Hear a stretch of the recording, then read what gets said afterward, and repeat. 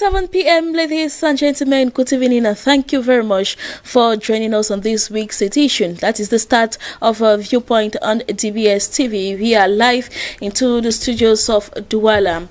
This evening we are going to be talking issues concerning low-cost housing in Cameroon and touching another issue like the postponement of some official exams in Cameroon.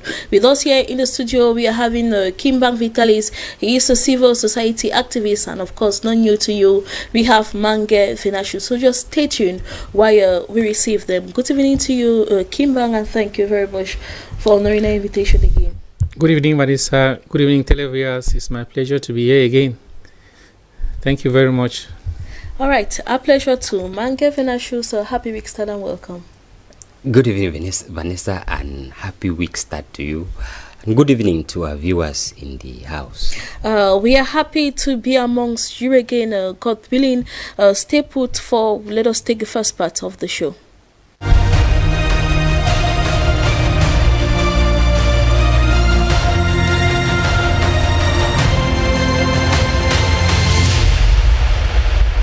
Once more, welcome back. As a reminder, it has to do with the yes or no question and answer. Let us take our first question tonight. A low-cost housing project really for underprivileged Cameroonians? I begin with you, Vitalist. Yes or no? No. No. Mange Finashu? Actually, no, Vanessa. No, they are not. Question 2. Are toilet services, are travel agencies a duty or a privilege? Vitalist? It's a duty. It's a duty. Mange Finashu? It is. A duty. A duty. And our last question for tonight. With constant examination fraud in Cameroon, should board members be blamed? Mange Finashu? Yes, Vanessa, they should. Board members should be. And Vitalis, what do you think about that? No, they should not be blamed. They should not be blamed. No. Stay put. Coming up is the debate.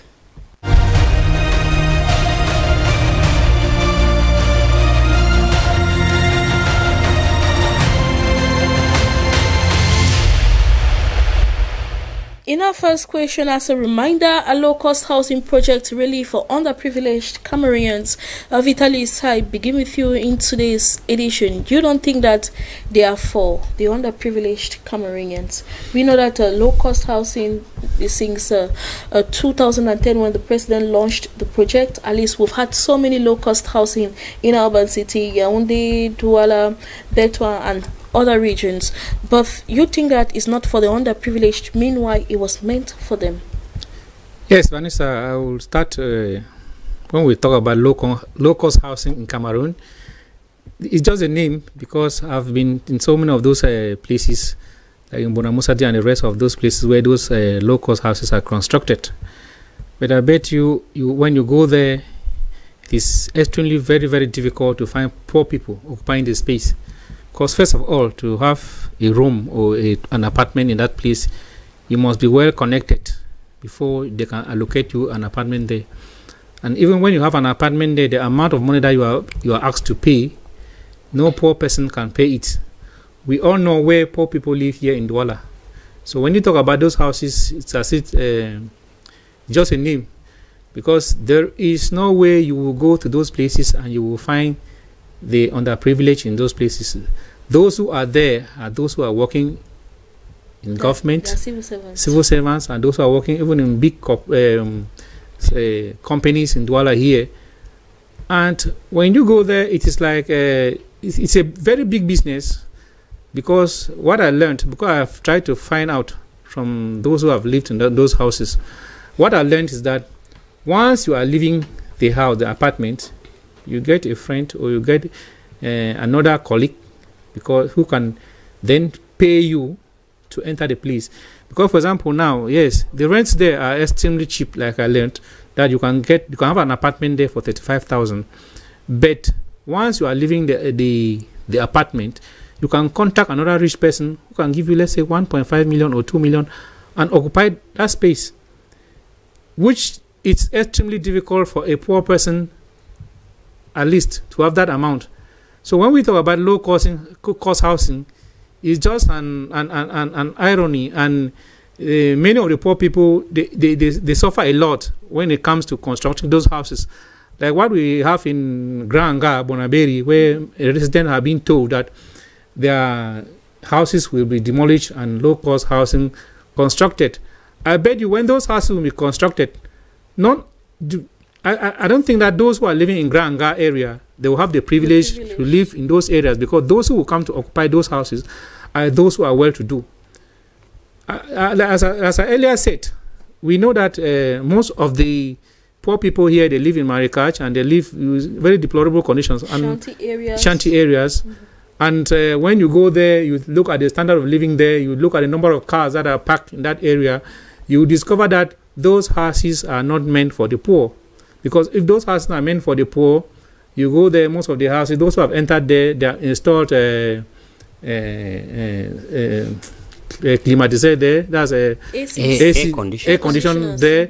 They see cars parked there, which is not a characteristic of poor people. So that tells us that those houses indirectly are meant for the rich and not the poor.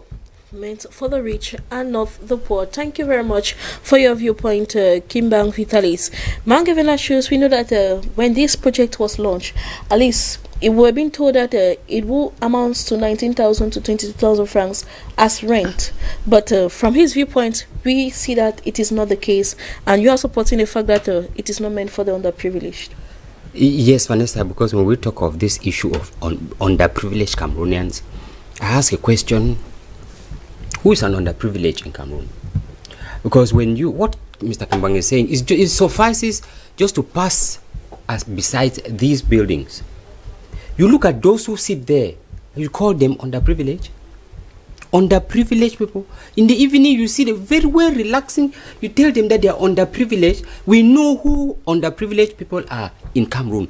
It is just another white elephant in Cameroon, where it has been instituted so that money keeps on being siphoned from the state coffers, because they say they want to construct low-cost housing. Now, the project was meant to be constructed in 8 regions out of the 10 regions in Cameroon, excepting Yaoundé and Douala. And Douala. Good. Now, when you look at them, you see that when you go to this low-cost housing, who owns it? Who controls it? Mm-hmm. Who allocates it to who? Mm-hmm. What is the criteria that is, carried out to determine that, no, Mange, you are a poor man, you are a underprivileged person, you can have a house here. Yes, to have an apartment. Can I get up this morning and just, can I get up tomorrow morning and get a paper, sign up and say, I go whether to the council and say, I want to have an apartment in this house? Can I? Because when they start constructing, we have one that is ongoing in Yasada, they are constructing, and others that are constructing on other regions. Just about 2 weeks ago, the Minister of Housing was here in Douala to inaugurate. I think mid-July, she was in Betwa also. Okay. To see how works have gone so far. Okay. I would want the minister to give us those who own those houses, to give us the names of the underprivileged persons who own the apartment. Is it not the same ministers who will take 3, 4, 5 apartments and keep renting them? Is it not the same directors, general managers, governors, DOs who have all these business people who we call them millionaires in our cities? They will go and take 3, 4 apartments and then rent them at their cost. Kema was to go of 35,000. I want us to take a close look whether we go to Yasa, we'll have an apartment for 35,000 francs. Because if an apartment would be 35,000 francs, why would somebody be renting where some Cameroonians are renting today? We are blindfolding Cameroonians with the concept. The government might have had, a genuine concept, a project. Yes, the government might have conceived a project that was aimed at raising the living standards of Cameroonians. But Cameroonians, being who we are, the follow-up of the project has remained what other projects has always been. That is why today it is impossible to go there and call somebody an underprivileged. Go there and on a house for underprivileged. How will those who are physically challenged get into a 4-story building? How will they get there? Or they intend to use lift that in ministries cannot even function for 1 month, effectively. Then it will function on residential quarters. What we are saying here is it is another smoked screen for siphoning, for corruption, for embezzling public funds. Because I am somebody of authority in town. I have my girlfriend. I send my girlfriend here. She lives there. As long as our relationship will last, and some even live there, and some even die there.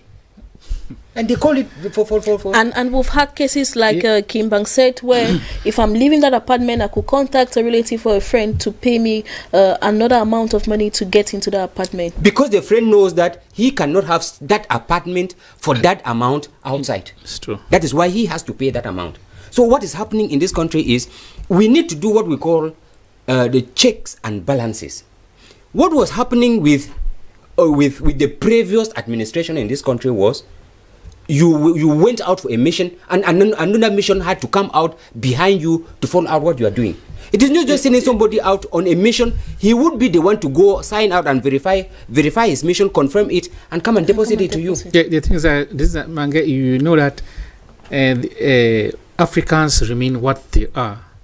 The other day I was reading on social media how the president of the Anti-Corruption Commission in Nigeria was arrested for corruption. So most of our governments, or let's say the Cameroon government, some people are there that will always come out with good initiatives. But the problem now is, how do we implement it? If we don't change our conscience, if we don't change the way we behave, things will never go the same. Even if you bring 5 commissions to come and follow up what is happening, once the 5 commission comes and they are given envelopes, they will go and maintain the report that the person in charge has given, and nothing will change. So that is Cameroon, that is Africa, and we need a change of mind to change Africa. We need a change of mind. But then this change of mind must start from somewhere, because if we keep on, we've been talking about in need of. So looking at this case now, maybe the Minister of Housing and Urban Development may not have time to go and follow up these houses or these low-cost houses by herself. So what are you proposing her or her ministry to do? Vanessa, when we talk of low-cost housing, the intention was to help Cameroonians who cannot live to a certain level of the certain standards of living. There are people in Cameroon here, when you want to acquire what the ministry would have done or should have been doing, is when you want to acquire an apartment in that structure, we need to find out who you are. What is the profile? The thing is that, Mr. Mange, yes, most companies, we are not documented. That is the fact. People employ people in companies and they are paid even without pay slips. Yes.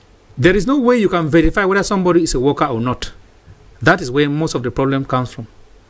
When you go to the private sector, what is being done in the private sector, you cannot be evaluated whether you are a poor person or not. You are working, yes. You're working. At the end of the month, pass at the cashier's desk and collect your salary.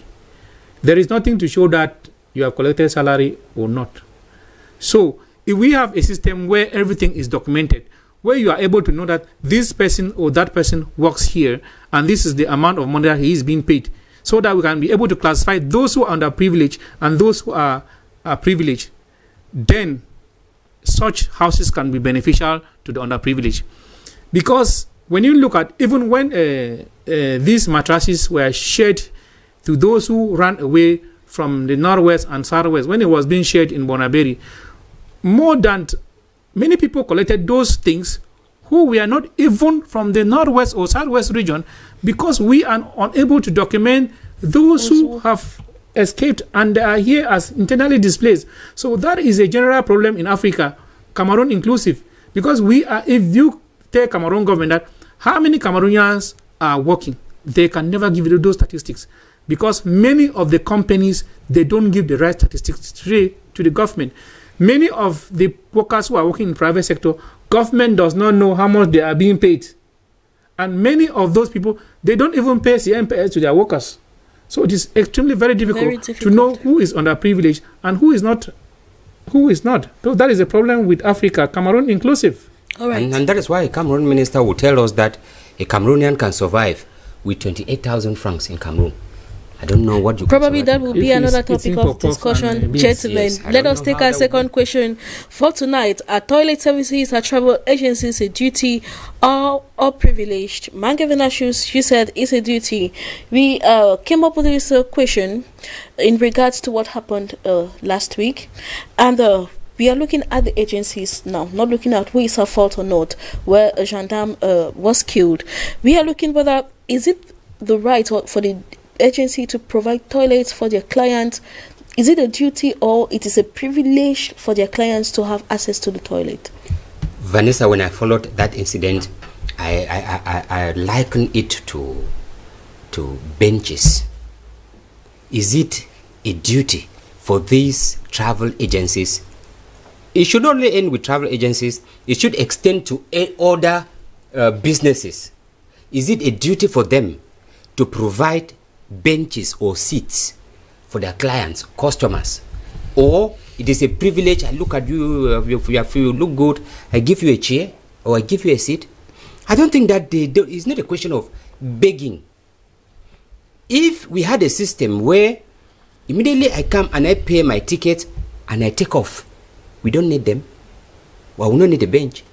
But things like toilet, there are basic necessities that man cannot control.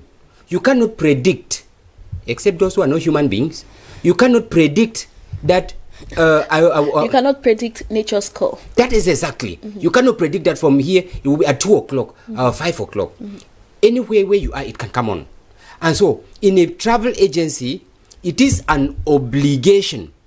One of the necessities, the first priority even that's supposed to exist for such agencies to have, because clients will come in, sit in your agency, wait for the buses to be full before they can take off. Within that period of, those are services that they have the duty to render to their client. They don't have to beg. In the case where we are talking here, these toilets are supposed to be free. Toilets and water, these are things that you come there, you are supposed to drink free, because you are doing a business, you're doing service. Somebody comes to your business place, he sits down, he is your client. And in business terms, they tell us that the client or the customer is a king. Is that how a king would come to your house and then go and pay your toilet?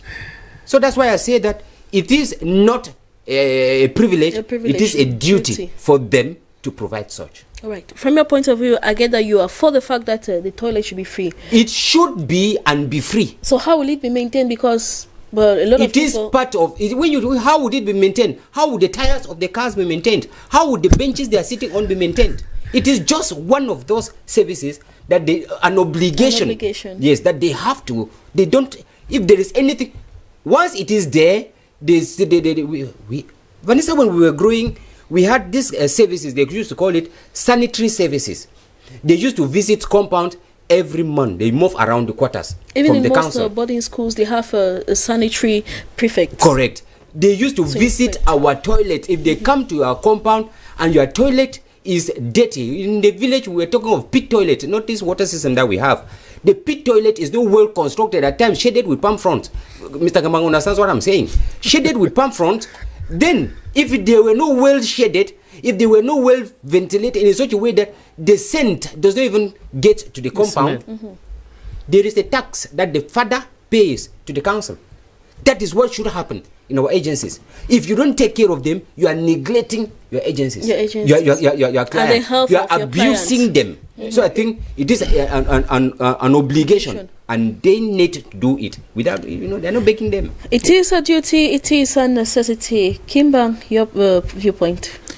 Vanessa, when you talk about toilets in the agencies, toilets are part of the agency, and it is a must that those things must be there. If you ask me to pay for the toilet, then equally you ask me to pay for the driver that will transport me to Yaoundé. Of course. And if the tire get bad on the road, you will ask me to pay. And worst of all is that when you go to most of these agencies, they sell food and they sell drinks. And they expect you to pay 6,000 francs on a VIP bus going to Yaoundé, and you still go and remove 100 francs to pay just to ease yourself. That is very, very, very bad. And the thing is that most of us Cameroonians, we are just accept wrong things and we live with them. Because when you go there alone and you try to say, no, this is my right to use the toilet, most of the time they will say, no, grand, c'est comme ça qu'on fait. It is good to do what others are doing. Because once something is wrong in Cameroon and everybody is doing the wrong thing, it becomes a right thing. Normally, when you go to an agency and you pay your ticket, you are entitled to all the privileges. The driver is supposed to be. If rain is falling now, when I'm there, so I run to their shed. Would they ask me to pay? No. So when we talk about this thing of toilet, and this thing has been existing for long, and we are not going to say that those in charge are ignorant. Those in charge don't know that these things exist. They know, because once you go there, it is clearly written there, toilet 100 francs, to urinate 50. So these people too, their families, or they themselves, their families do travel, and they have learned from them that this is what is happening in all the agencies. So for somebody to be killed after having paid his ticket to go to Yaoundé, I think that is very, very unpardonable. We are not only talking because he was a gendarme officer. All the lives matter. Mm-hmm. Yes. So when I also want to say that when an agency is employing people, the caliber and the type of people that he employs matter. I watched the video, what happened at Phoenix in Aqua. You look, the guy who put up, you look at the plan which the guy used to hit that military man. That video footage. Yeah, video footage. Mm-hmm.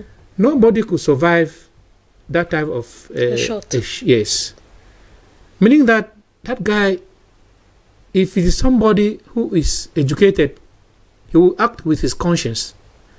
Sometimes companies just recruit those who are incompetent just because they don't want to pay them the right salaries. Because I don't think that if this guy was somebody who is trained, normally if you come and you don't pay, he was supposed to go and meet what we call in French chef d'agence and tell him that this is... In that particular aspect, let me intervene, because I traveled almost 1 month ago to Yaoundé, yes. And I almost caught up in the same incident where I had 1,000 francs and there was need for 100 francs. I waited there for about 10 minutes in order for them to look for change and come and give me. I told them that they could just permit me ease myself. So let us look at the situation of mob justice in Cameroon. How poorly do you appreciate that? Yes, most of the times. Because it has to do in general with mob justice. Most of the times, we take actions into our hands, actions that are not supposed to be taken by us. And those people who fall victim are mostly ignorant people. Because once a person is declared a thief in Douala, people who are coming to beat the person, they don't even need to ask what he has done. C'est un voleur, oui. Everybody takes a stick and goes to kill the person, which is extremely very, very, very bad. And Vanessa, it is very, very funny, because all of us, we have visited nightclubs and snack bars. Have you ever gone to a snack bar or a nightclub and they ask you to pay before using their toilet? No. Why should it be only these travel agencies? All of them. Even from Bamenda, I've traveled from Bamenda, Douala, Yaoundé, all over. They take money. Why should it be only them that should ask, that to demand this money? I think it is very, very poor, and the minister should at least sanction all of them. Because if they sanction only Phoenix alone, it's not going to help. They should be given. They should that they have been operating for 10 or 20 years. Those 100 francs that they have been collecting, they should give them a heavy tax on it. That will make them to stop. If not, some people are still going to die again. All right, Mangavenashu, so your take on that? Yes, Vanessa, we're talking about mob justice. I was asking myself, this thing, it depends on how we react to previous issues. We had an issue here where a student stabbed a teacher to death. That student was given 3 months sentence. It's a child, yes. We had a student in Daido here in Douala where a student stabbed his classmate to death. He was given, so I don't know, whatever month to death. When there is a sanction, you always they say in my dialect, you don't discipline a child for the sake of that child. You discipline this child for others to learn, for others to know that this thing is bad. In this country, when there is mob justice, those 3 guys who were picked up, we should give them serious punishment. A life has gone. I'm not saying that we should kill them. Put them in life imprisonment. Put them behind bars for life. They are still guys of around 20, 30 years. Put them in life for life. And keep doing that. It will reawaken our youth. Something in them to know that whenever you are confronted with a situation, there is something serious. Call the law enforcement agents to come and intervene. That is all. What stopped them from holding the guy and telling them that you will not go? Is it the right? Is it beating him? There is this kind of violence that we have in our society that we need prayers to calm it down. Cameroon is at the brink, just at the brink to break up because of this violence. Violence is coming from every angle. I don't understand how somebody tells you that he does not have 100 francs. That he has 50 francs. Yes. And the best thing now is beat him. Beat him. Yes. Beating him means beat out the money. Were you beating him for 100? Or the punches, were they equivalent to 100 francs? So what I think we should do is, once we are giving out sanctions in Cameroon, once we have cases, sanction them exemplary. There are people in prison in Cameroon who are serving prison terms for nothing. Remove them and bring out such cases. Those are cases that are telling our young boys in the quarter that we solve problems by fighting. We settle issues by fighting. It should be a law. Once you do this, they take you. You are gone to prison for life. For life. You're a dangerous element in the society. To the society. Yes, so unfortunately, that's what I think. All right, thank you very much, Mr. Unfortunately, Kimba, the security guard there, I watched the footage. I can say maybe he didn't participate in killing the guy. My last word, Vanessa, I will beg the management of this our television channel to give us more time, so that when we come like this, we can discuss more and enlighten the society, because coming and rushing over things, at least it doesn't give us any credibility. At least if they can give us enough time, so that when we come, we sit and really, because there are a lot of issues in the society today that we need to talk about. So we are begging on the management that at least they should give us the time so that we can discuss more. Yes. All right, probably your reply has reached the Director General. Thank you very much for coming, Mr. Kimba. And our third question has been left out. Hopefully, can we have you tomorrow so that we finish it?